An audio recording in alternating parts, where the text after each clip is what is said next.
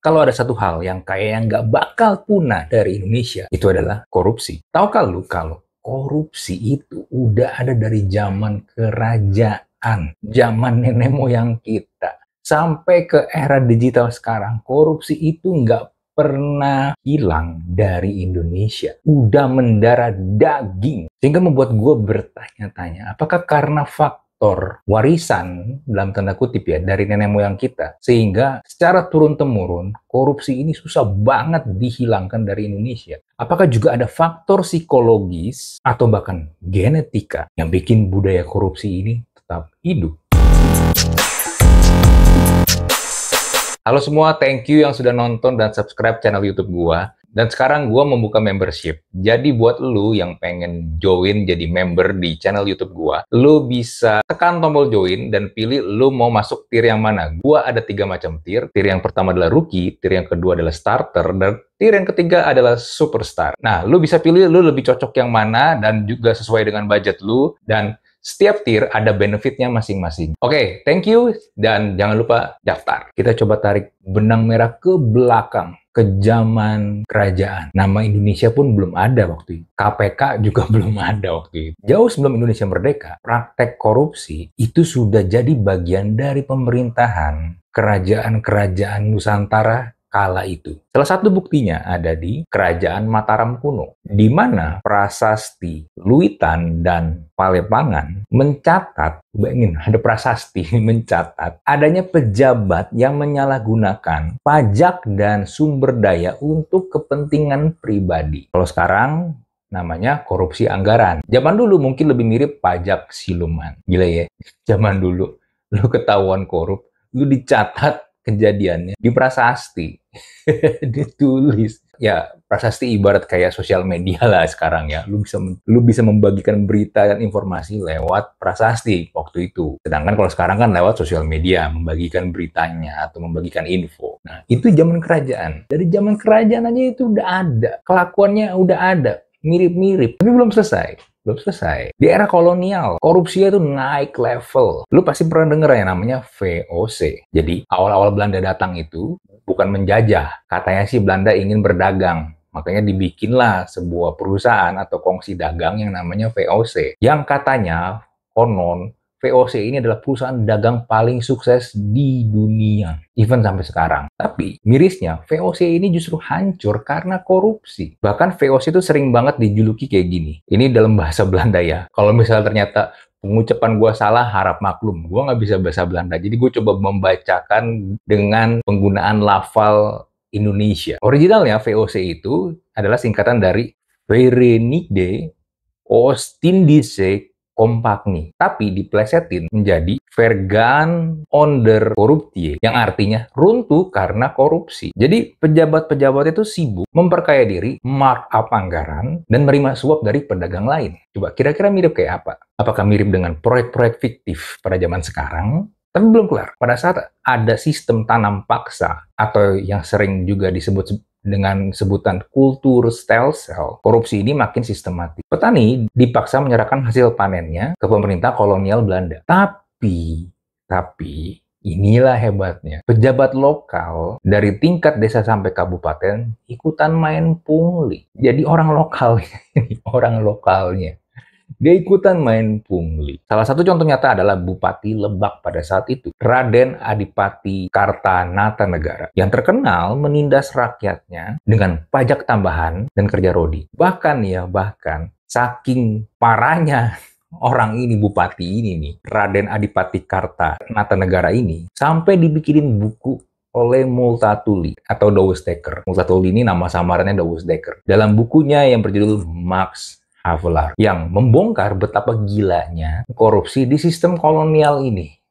Nah, balik lagi ke pertanyaan gue di awal. Kenapa kita bisa sampai seperti ini? Apakah korupsi ini sekedar masalah sistem dan budaya doang? Atau jangan-jangan ada hubungannya dengan psikologi manusianya? Atau bahkan genetika? Kita coba bermain dengan teori. Dalam psikologi ada yang namanya epigenetika. Warisan yang tak kasat mata. Menurut teori epigenetika, pengalaman hidup seseorang bisa mempengaruhi ekspresi genetiknya dia dan kemudian diwariskan ke generasi berikutnya atau keturunannya.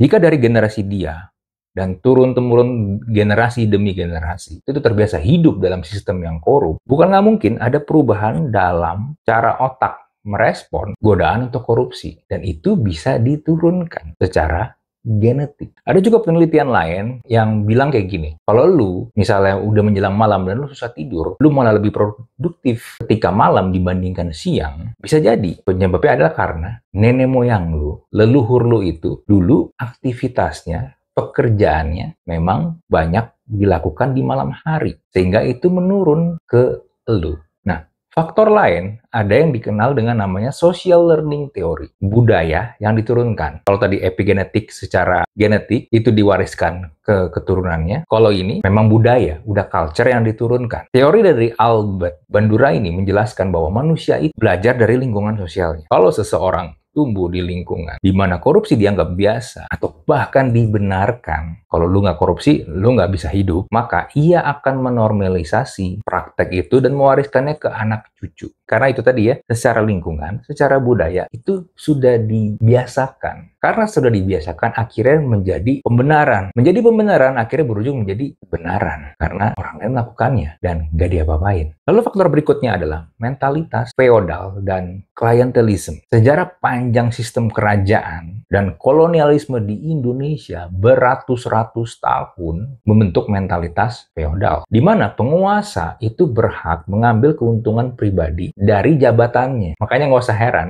kalau ada pejabat, apalagi kalau dia sebelumnya belum pernah menjadi pejabat, atau dia sebelumnya belum pernah punya kuasa, atau belum pernah punya uang yang banyak, lu kasih dia jabatan, lu kasih dia power, dia akan merasa berhak mengambil keuntungan pribadi buat dirinya. Seakan-akan dia tuh penguasa, dia tuh raja, atau raja kecil lah di departemennya masing-masing, di timnya masing-masing. Ditambah lagi dengan sistem patron klien, di mana orang kuat itu melindungi bawahannya dan sebagai gantinya mendapatkan loyalitas dan setoran. Hal seperti ini masih kelihatan sampai sekarang di politik dan birokrasi kita. Nah, dengan fakta-fakta tadi, apakah korupsi bisa dihilangkan dari Indonesia? Sejujurnya, sulit. Sulit banget. Ini udah bukan lagi masalah individu, ini udah masalah yang sistematis, budaya, dan mentalitas. Lu boleh bikin hukum yang diperketat. KPK, lu perkuat lagi. Nggak kata lagi ya.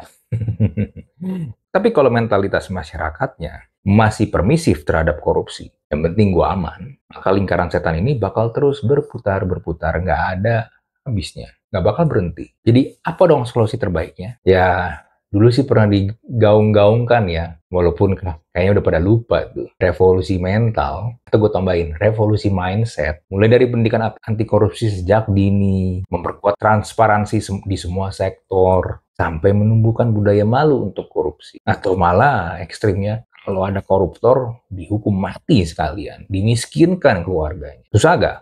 Pasti susah.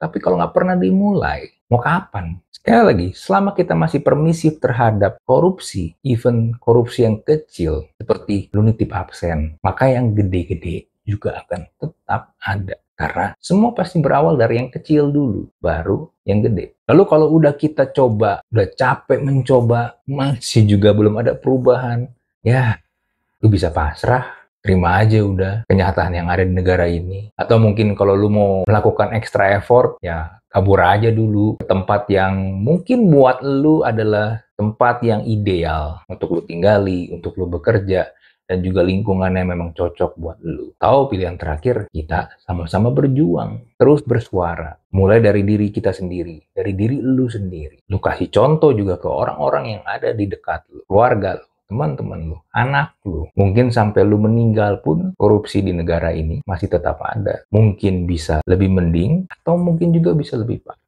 Tapi jangan pernah putus asa terhadap negara ini. If you love this country, kalau lu emang mencintai negara ini, lu akan terus mencoba, lu akan terus berjuang minimal dari diri lu dan orang-orang yang ada di sekitar. Oke, itu aja dari gua. Seperti biasa, kalau lu punya komentar, lu punya cerita, atau lu pengen bertanya, atau apapun itu, bisa langsung tulis di kolom komen.